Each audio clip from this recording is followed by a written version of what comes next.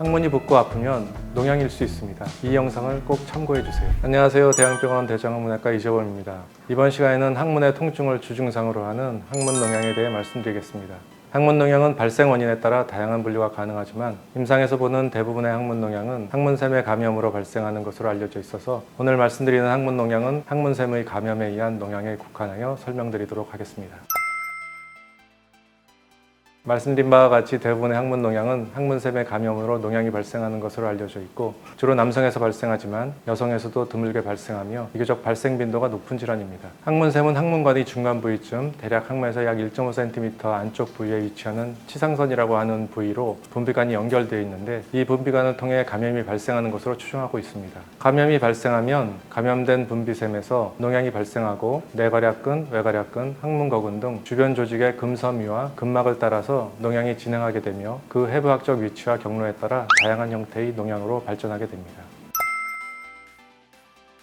항문 농양이 일반적인 농양과 다른 점은 항문 농양은 농양의 치료로 끝나지 않고 치료로 진행할 수 있다는 점입니다. 항문 농양은 적절한 치료를 통해 농양이 제거되더라도 추후 치료로 진행할 수 있고 실제로 대부분의 치료는 농양의 단계를 거쳐 치료로 진행하는 것으로 알려져 있습니다. 항문 농양을 적절하게 치료하더라도 적게는 20-30%, 대략 50% 전후에서 치료로 진행하기 때문에 농양의 단계에서부터 농양의 위치나 형태에 따라 적절하게 치료하여야 치료의 가능성을 최소화하고 향후 치료로 진행했을 때 괄약근의 손상을 줄일 수 있겠습니다.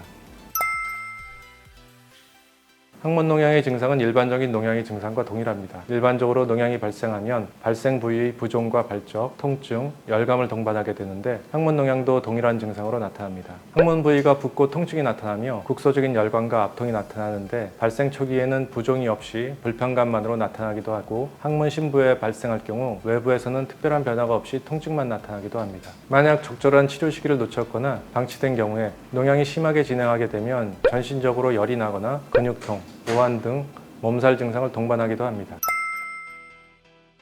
항문 농양의 진단은 병력 청취, 즉 어떤 증상이 언제부터 있었는지 확인하고 항문 수지 검사를 통해 농양의 소견이 있는지 확인하면 대부분 진단이 가능하지만 항문 초음파 검사를 통해서 농양의 형태나 위치를 확인하는 것이 좋습니다. 농양은 항문 주변의 해부학적 구조물을 따라 진행하면서 다양한 부위에 다양한 형태의 농양이 발생하기 때문에 육안적인 소견만으로 확인되지 않는 농양이 발생하거나 동반되어 있을 수 있기 때문입니다. 특히 항문 깊숙이 농양이 있거나 괄약근 사이에 농양이 발생할 경우 일반적인 진찰로는 확인되지 않는 경우도 있고 특히 괄약근 사이에 농양이 발생할 경우 농양의 초기에는 초음파 검사라도 진단이 안 되는 경우가 있어서 추적 검사가 필요한 경우도 있습니다. 항문 농양에 대한 치료 원칙은 조기 배농 수술과 항생제 치료를 병행하는 것입니다. 농양이 진행하면 자연 배농되는 경우도 있지만 화농성 분비물이 잘 배액되도록 충분한 배액창을 확보하는 것이 중요하기 때문입니다. 사정에 따라 부득이하게 항생제만으로 치료하는 경우도 있지만 2-3일 항생제를 복용하여도 통증의 감소가 없거나 항생제를 복용하는데도 오히려 증상이 악화된다면 즉시 배농 수술을 시행하여야 합니다. 적절한 시기에 배농이 안 되면 농양은 주변 조직으로 진행하면서 심한 형태의 농양으로 발전하게 되고 고령이나 당뇨 등 만성 질환이 있는 환자들의 경우 드물지만 괴사성 근막염으로 진행하여 심각한 상태로 발전할 수 있기 때문입니다. 배농 수술 시에는 농양의 위치와 범위, 농양의 형태, 내공의 유무, 배농 수술 후 추후 치료의 가능성을 염두에 두고 수술 방법을 결정하게 되는데 단순 절개 배농, 배액관의 삽입, 세톤 수술, 1차 치루 절개술 등 다양한 방법이 가능합니다. 배농 수술 후 상처는 봉합하지 않습니다. 앞서 말씀드린 대로 고름을 제거했더라도 일정 기간 화농성 분비물이 지속적으로 배액되기 때문에 배액창을 확보하기 위해 상처는 절개한 상태로 자연적으로 아물기를 기다리게 되는데 보통 상처가 완전히 아무는 데는 약 3-4주의 기간이 필요합니다. 주기적인 상처의 소독은 크게 도움이 되지 않고 단순 자역만으로 상처를 관리해도 대부분 문제없이 치료됩니다. 다만 상처의 청결 상태를 유지하기 위해 배변 후에는 물로 씻거나 좌역을 할 필요가 있으며 배변 후 좌역이 불가한 경우에도 물티슈의 사용은 권하지 않습니다.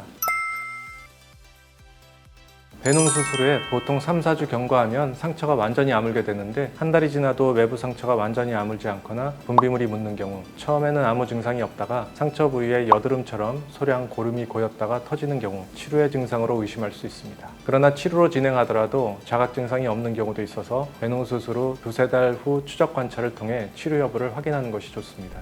요약해서 말씀드리면 항문이나 항문 주변에 통증이 동반된 부종이 있다면 항문 농양인지 확인하는 것이 좋겠습니다. 농양으로 진단되면 배농 수술이 가장 효과적인 치료이며 농양이 치료된 후에도 치료로 진행하였는지 확인할 필요가 있습니다. 항문 농양과 치료로 의심될 경우 대장학문 전문병원에서 전문의에 의한 진료를 받는 것이 좋겠습니다. 감사합니다.